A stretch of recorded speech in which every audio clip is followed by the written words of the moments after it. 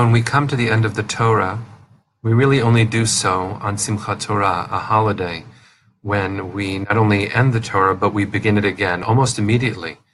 In fact, one of the reasons that we do that is because it would be too painful to dwell on the loss of Moshe, the loss of Moses. What's really amazing about something that I just experienced was that a Torah study group that meets every week here in my community, we studied the end of the Torah, and we actually were forced, because of the structure of the class, to dwell on the death of Moshe, most likely longer than other moments that we encounter. Namely, instead of it being part of the ritual that we do on Simchat Torah, where we end the Torah and begin it immediately following, we actually learned the end of the Torah and we stayed there.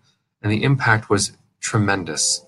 To go through the experience of the end of the Torah, Moses' death, the way that you know that you're doing so not as some literary critic or someone reading a newspaper or some other text, but as someone whose soul is joined with Torah, is because when you read the death of Moshe, you are weeping.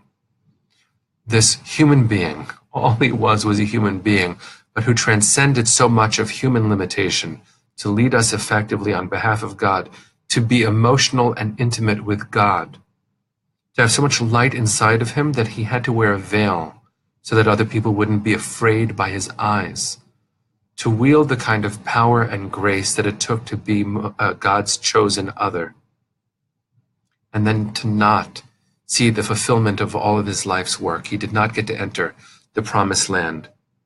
To be with him through all of this story, and then to read his heart, which is the entire book of Devarim, the book of Deuteronomy, as he's saying goodbye. He's saying over and over, if you would only listen, just listen.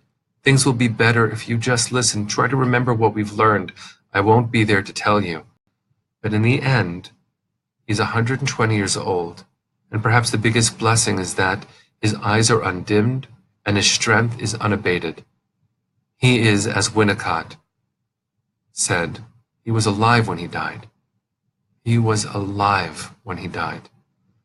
And as Anthony Hopkins says in a really tremendous scene at the end of a movie called Meet Joe Black, where he knows he's about to die and he's giving a birthday toast, knowing that he's living beyond what he was originally supposed to.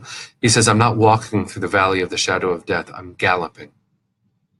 There's something about the ferocity of life, and to watch it end with Moshe. And if you've been with others when they die, you never really leave those moments. You know what life is, and we're about to enter into Yom Kippur. And among many other things that Yom Kippur is it is a rehearsal of death. We wear a kittel, this plain white garment.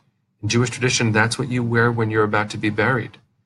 We don't eat, we don't drink, we're not intimate with each other, and we don't have scents upon ourselves. We are our raw bodies. We truly actually don't even leave synagogue. We're praying the whole time, we're elevating somehow, and by the end of Yom Kippur, we reach this state, if we're in it, and if we're lucky, that you say Shema and Echad, Adonai Hu HaElohim. You say the words that you say when we're about to die. You say those tremendously vulnerable words when you're on the threshold of your own death. If you are graced to be able to say the words for yourself, sometimes we say them on behalf of another. The reason why I point to them is Moses knew that his time was coming and his eyes were undimmed. His body was strong. And there he was. The text suggests that God buries Moshe. Talk about blessed. But what I want to read is simply the end of the Torah, because as opposed to Simchat Torah, where we read and begin immediately, let's just let in the text about this grand human being who did his best. And isn't that the best we could hope for ourselves? That we do our best and are known for doing our best. Never again did there arise in Israel a prophet like Moshe, whom Adonai singled out face to face for the various signs and portents that Adonai sent him to display in the land of Egypt against Pharaoh and all his courtiers and his whole country, and for all the great might and awesome power that Moshe displayed before all Israel. I found myself, and I find myself again, crying at Moshe's death. How lucky we are to learn from the model of a human being who maybe, I can't say learn from Abraham Joshua Heschel, but Heschel certainly learned from him. as did modern prophets like Dr. King. Right? To walk through the valley of the shadow of death, but to be galloping the whole way. To know you might not see the promised land, but you have a message to share and people to love. To know that you'll be remembered for doing your best. May we enter into this Yom Kippur aware of our limited time, devoted to fulfilling all the worthy things we dream about for the world. To know that we need to be strong ourselves to give of ourselves. And when you are done with Yom Kippur, may you live fiercely. We'll cry. And one day someone will cry for us. May that day be far, far away. May we fill every second with purpose and love. May we be so blessed to remember that no matter what, we are never alone.